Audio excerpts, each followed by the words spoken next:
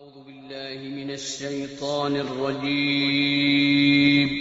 پناہ مانگتا ہوں میں اللہ کی شیطان مردود سے۔ بسم الله الرحمن الرحيم شروع اللہ کا نام لے کر جو بڑا مہربان نہایت رحم والا ہے۔ أعوذ بالله من الشيطان الرجيم بسم الله الرحمن الرحيم إن شر الدواب عند الله الذين كفروا فهم لا يؤمنون الذين عاهدت منهم ثم ينقضون عهدهم في كل مرة وهم لا يتقون فإما تثقفنهم في الحرب فشرد بهم من خلفهم لعلهم يذكرون وإما تخافن من قوم خيانة فانبذ إليهم على سواء إن الله لا يحب الخائنين ان شر الدواب بے شک بدترین جانور عند اللہ اللہ کے ہاں الذین کفروا وہ ہیں جنہوں نے کفر کیا فہم لا یؤمنون پس وہ ایمان نہیں لائیں گے الذین وہ لوگ ہیں عاہدت منہم آپ نے معاہدہ کیا ان سے ثم ينقضون پھر وہ توڑ دیتے ہیں عہدہم اپنے عہد کو فی کل مرۃ ہر دفعہ میں وہم لا یتقون اور وہ ڈرتے نہیں فإما تثقفنہم پھر اگر آپ پائیں انہیں فی الحرب لڑائی میں فشرد بہم پس منتشر کر دیں دھکیل دیں ان کے ذریعے من خلفہم جو ان کے پیچھے ہیں لعلہم یذکرون تاکہ وہ نصیحت حاصل کریں وَإِمَّا تَخَافُنَّ مِنْ قَوْمٍ اور اگر آپ کو خطرہ ہو ڈر ہو کسی قوم سے خیانت کا فَانبِذْ إِلَيْهِمْ بس آپ پھینک دیں ان کی طرف عَلَى سَوَاءٍ برابری پر ان اللہ لا يحب الخائنین بے شک اللہ جل شانہ نہیں پسند کرتے خیانت کرنے والوں کو۔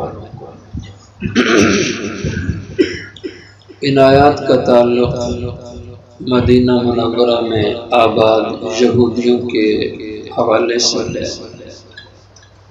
مدینہ میں جو حضور صلی اللہ علیہ وسلم کے جانے سے پہلے کی آبادی تھی اس میں سب سے زیادہ تعداد یہودیوں کی تھی، پھر مشرکین کی تھی اور پھر عیسائیوں کی تھی، اور یہودیوں کے بڑے قبیلے تھے بنو قریظہ، بنو نذیر، بنو قینقاع، یہ تین بڑے قبیلے تھے، اور مشرکین کے جو قبیلے تھے اوس اور خزرج، یہ مشرکین کے بڑے قبیلے تھے۔ یہ مکمل طور پر حضور کے جانے کے بعد اوس اور خزرج کے لوگ مسلمان ہو گئے، اور انصار صحابہ کثیر تعداد میں یہی لوگ تھے اوس اور خزرج کے۔ یہودیوں میں بھی کچھ گنے چنے لوگ مسلمان ہوئے تھے اور باقی سارے اپنے بددینی پہ رہے، اور انہوں نے حضور صلی اللہ علیہ وسلم سے معاہدے کیے تھے کہ حضور صلی اللہ علیہ وسلم کے خلاف یہ کسی کا بھی ساتھ نہیں دیں گے۔ مسلمانوں کا نفع نقصان، یہودیوں کا نفع نقصان، یہودیوں کا نفع نقصان، مسلمانوں کا نفع نقصان سمجھا جائے گا، اور دونوں فریق مل کر متحد ہو کر کے مدینہ کا دفاع کریں گے۔ میثاق مدینہ مشہور معاہدہ ہے جو حضور نے ان یہود سے کیا تھا، لیکن انہوں نے اس کی بار بار مخالفت کی، کئی موقعوں پر مشرکین کا ساتھ دیا، یہاں تک کہ ان کو اسلحہ فراہم کیا مسلمانوں کے خلاف جنگ کرنے میں، اور غزوہ خندق وہ بپا ہی ان یہودیوں نے کیا تھا۔ کعب بن اشرف یہودی سردار تھا، یہ اسپیشلی مکہ گیا اور جا کر اہل مکہ کو حضور کے خلاف بھڑکایا، اور جس کے نتیجے میں جنگ احزاب غزوہ خندق مشہور جنگ ہے، یہ اس شخص کی شرارت سے ہوئی تھی۔ تو اس کے بعد پھر اللہ تعالیٰ نے ان کو سزا دی، بنو قریظہ کو سزا دی، ان کے مردوں کو جوانوں کو قتل کر دیا گیا۔ بنو قینقاع کو سزا دی، ان کو جلا وطن کر دیا گیا۔ تو اس کے بارے میں فرمایا ان شر الدواب، بے شک بدترین جانور، دواب دابہ کی جمع ہے جس کے معنی جان والا، بدترین جانور اللہ کے ہاں الذین کفروا، وہ لوگ ہیں جو کافر ہیں۔ کافر خدا کے نزدیک سب سے بدترین جانداروں میں سے ہیں۔ فہم لا یؤمنون، اللہ کے علم میں ہے کہ یہ لوگ ایمان نہیں لائیں گے۔ الذین عاہدت منہم، یہ ان لوگوں میں سے ہیں، یہ وہ لوگ ہیں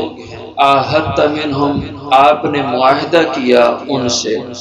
حضور نے مدینہ میں آ کر ان سے معاہدہ کیا۔ ثم ينقضون فی عہدہم، پھر یہ توڑتے رہتے ہیں اپنے عہد کو، معاہدہ کو، فی کل مرۃ، ہر مرتبہ میں، جب ان کو موقع ملا انہوں نے حضور سے کیے ہوئے وعدے کے خلاف کیا۔ وَهُمْ لَا يَتَّقُونَ، اور یہ ذرا نہیں ڈرتے عہد شکنی سے، معاہدے کو توڑنے سے۔ حالانکہ جب انسان کسی سے وعدہ کر لے، معاہدہ کر لے، وہ آخری حد تک اس کو پورا کرنا یہ اس کی دینی اخلاقی ذمہ داری ہوتی ہے، لیکن انہوں نے ہر مرتبہ جب موقع ملا انہوں نے اس کی خلاف ورزی کی۔ اب اللہ جل شانہ نے فرمایا فَإِمَّا تَسْقَفَنَّهُمْ فِي الْحَرْبِ، بس بہرحال اب ان کو جب بھی آپ پائیں فی الحرب، کسی بھی لڑائی کے موقع میں آپ ان کو قابو میں لے لیں، فَشَرِّدْ بِهِمْ مَنْ خَلْفَهُمْ، تو ان کو اتنی عبرتناک سزا دیں، اتنی سخت سزا دیں کہ جو ان کے پیچھے ان کے کارندے ہیں ان کے لیے بھی ان کی سزا عبرت کا نمونہ بن جائے۔ حضور نے ایسے کیا۔ بنو قینقاع کو جب انہوں نے معاہدے کی خلاف ورزی کی، غدر کیا اور مسلمانوں کے ساتھ لڑائی کو انہوں نے آغاز اس کا کیا، اور جو اس کا آغاز ہوا، ایک مسلمان عورت، یہ بنو قینقاع کا محلہ جو تھا جس طرف ان کی آبادی تھی، اس کے بازار میں کسی سونار سے سونا خریدنے گئی، اور یہ نقاب کر کے گئی، پردہ کر کے گئی۔ اور یہ عجب بات ہے کہ ان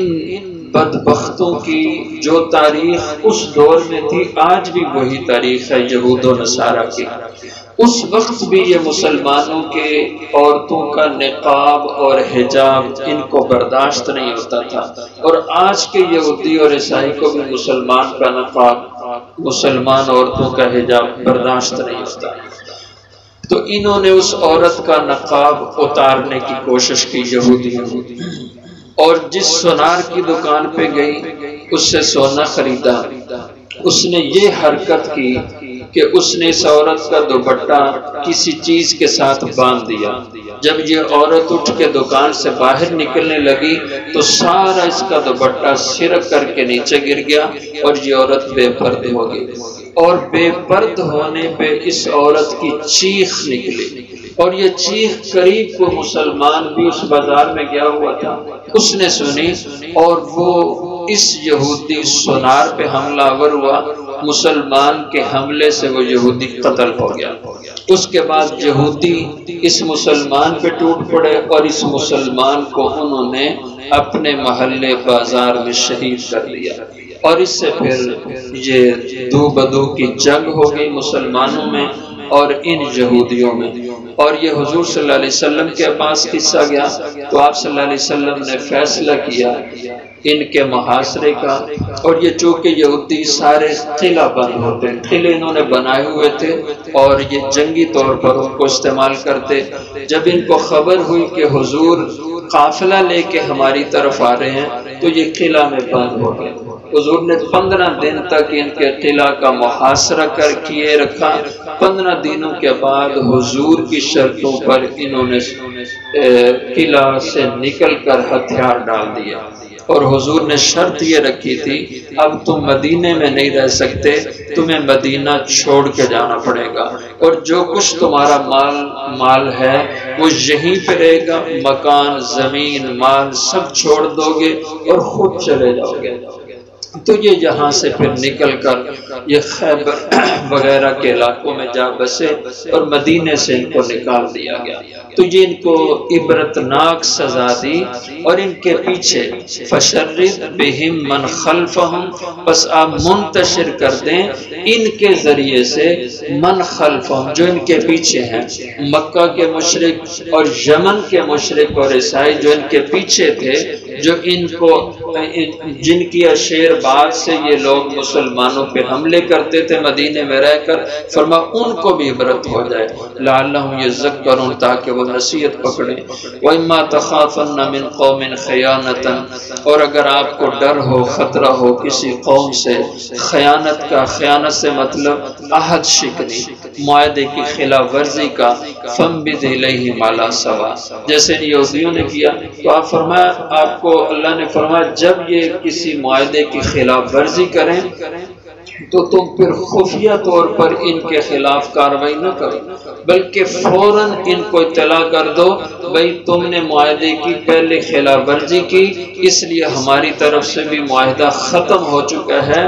اب میدان میں ہمارا تمہارا مقابلہ ہوگا۔ تو چھپ کے خفیہ کارروائی نہیں کرنی، فَانبِذْ إِلَیْہِمْ عَلیٰ سَوَاءٍ، تو پھینک دیں آپ ان کی طرف اس معاہدے کو علیٰ سَوَاءٍ، تاکہ تمہارے اور ان کے درمیان معاملہ برابر ہو جائے۔ جیسے انہوں نے عہد شکنی کر کے معاہدہ ختم کر دیا، تم اعلان کر کے معاہدے کو ختم کر دو۔ ان اللہ لا يحب الخائنین، بے شک اللہ جل شانہ نہیں پسند فرماتے